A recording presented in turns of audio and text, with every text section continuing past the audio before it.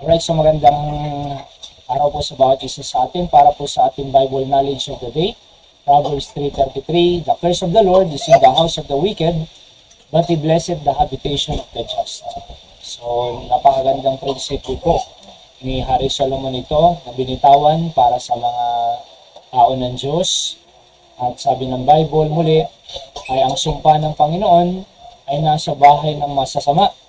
Oo, pero pinagpapala niya ang habitation ng mga matutuwid, just.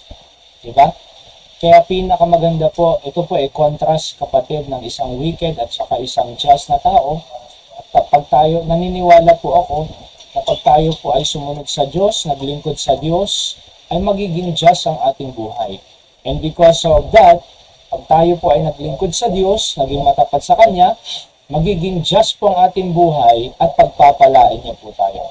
Pero, pagkaayaw po ng tao na sumunod sa ating Panginoon, kasama ng pasama ang tao, instead na blessing, sumpa.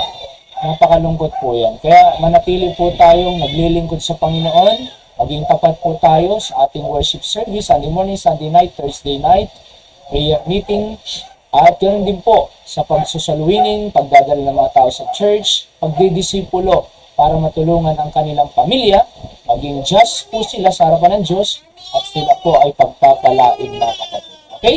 So yan po ang ating daily words of encouragement. God bless you po. Or the Bible knowledge of the day.